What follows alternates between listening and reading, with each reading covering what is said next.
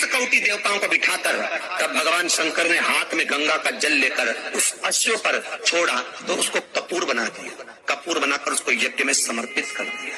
भगवान विष्णु से कहा, सुनो विष्णु, यज्ञ की पूर्ण आहुति पर ये कपूर के रूप में ये अश्वमेध यज्ञ के अश्व को दान दिया गया है। अर्थात पृथ्वी पर मनुष्य यदि अपने घर में आरती पूजन में कपूर को प्रज्वलित करेगा तो उसको 1000 अश्वमेध यज्ञ का फल उसी समय पर प्राप्त हो जाएगा। इसलिए हर आरती के पूजन के बाद कपूर का टुकड़ा जलाया।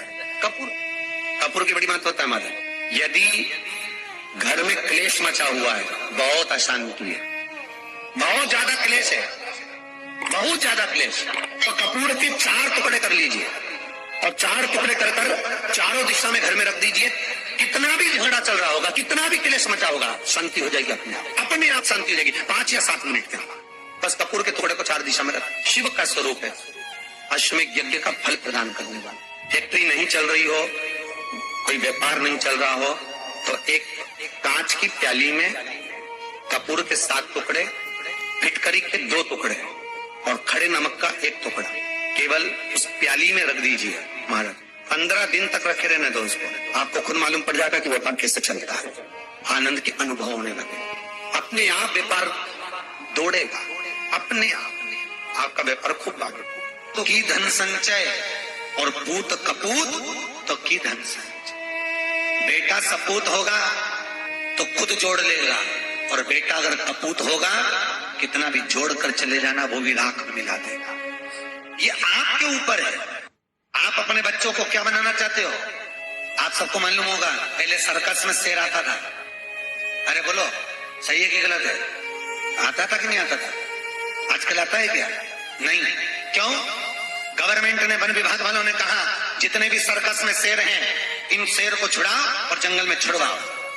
सारे शेरों को, जितने भी सर्कस में थे उन सारे शेरों को जंगल में छुड़वा दिया।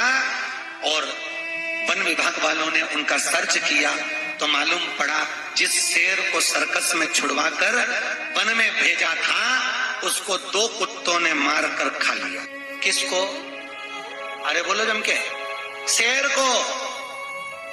जो शेर जंगल में रहता था, सारे जीवों का शिकार करता था, उस शेर का शिकार 2 कुत्तों ने कर लिया। क्यों? क्योंकि उस शेर को पिंजरे में रहने की आदत हो गई थी, पिंजरे में हंटर में दब दब कर रहता था। मेरा आपसे केवल एक निवेदन है, अपने घर के बच्चों को सर्कस का शेर मत बनाना कि दूसरे शिकार कर लें। अपने घर के बच्चों को जंगल का शेर बनाना कि वो कहीं पर भी डट जाए पर पीछे ना हट पाए। कल अपन ने गीत गाया था, यहाँ चोड़ी छाती वीरों की, यहाँ भोली सकले हीरो की, यहाँ गाते हैं रांझे मस्ती।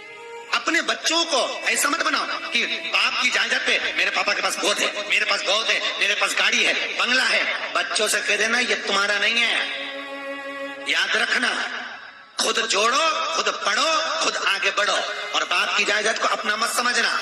नहीं तो कभी भी सियोर चली गई तो गौशाला में सब देखे आ जाऊंगी। तुम्हारा नहीं है और हमारे भरोसे पर जीना नहीं है। अपने घर के बच्चों को पिंजरे का शेर नहीं बनाना कि उनको बता दिया हमारे पास इतना गाड़ी है, बंगला है, प्लाट है, जमीन है, बहुत है, अरे बहुत है, हमारी जिंदगी तो निकल जाएगी। बच्चों ने सोच लिया। आज के लड़के यही सोचते हैं, इसलिए तो बाप के पास में इतना छोटा सा मोबाइल होता है और घर के छोटे छोटे बच्चे के पास व्हाट्सएप चलाने वाला मोबाइल होता है। अगर बच्चों को मालूम होता कि मेरे बाप के पास कुछ नहीं है तो बच्चे की हिम्मत नहीं होती कि पापा से कहता पापा मुझे 10,000 का मोबाइल दिला दे, पापा मुझे 15,000 का मोबाइल दिला दे। क्योंकि बच्चों को मालूम है हमारा पिता कंजूस है, जोड़ जोड़ के रख रहा है, आएगा तो हमारी काम कुछ भी हो। और बापों से निवेदन है कि 2 रोटी बिना घी की खाने की जगह प्रेम से खाओ, क्योंकि ये तुम्हारी औलाद तुमको 2 रोटी देने वाली नहीं है बुढ़ापे। होशियार रहकर रहना और खूब पढ़ाओ बच्चों को, मना नहीं है। बट बच्चों को डॉक्टर बनाओ, इंजीनियर बनाओ, सब कुछ बनाओ। आज के जमाने में होड़ लगी है, मेरे बच्चे को मैं डॉक्टर बनाऊंगी, सीए बनाऊंगी, ये बनाऊंगी, वो बनाऊंगी। खूब बनाओ बच्चों को, और सबसे पहले बच्चों को संस्कारित बनाना। क्योंकि हमने कई घरों के बच्चों को देखा कि डॉक्टर बनने के बाद भी घर में माँ तड़प तड़प के मरती है और घर का बेटा अपना कमरा छोड़कर नहीं आता है। बच्चों को देखा संस्कार नहीं है ना। डॉक्टर तो बनाया, इंजीनियर तो बनाया, तुमने बच्चों को सीए तो बनाया, सब कुछ बनाया, और एक और मेरा बच्चा पढ़ जाए लिख जाए। और बच्चा फिर तो वो सुरेंद्र शर्मा क्या गलत किया? वो कभी सुरेंद्र शर्मा राजस्थान का, हरियाणा का, उसका इंटरव्यू लिया गया तो उससे पूछा तुम्हारे बच्चे कितने हैं? तो कहले एक लड़का। क्या पढ़ा? तो कि एक बार 11वीं क्लास में 98% लेकर आया। फिर सुरेंद्र शर्मा बोले मैंने जूता उठा के धो दिया। अरे तो 98% लाया तो जूता क्यों मारा? तो क्या 98 क्यों लाया? अगली बार मेरा बच्चा 12th में 55% लाया, मैंने पूरे मोहल्ले में मिठाई बंटवाई।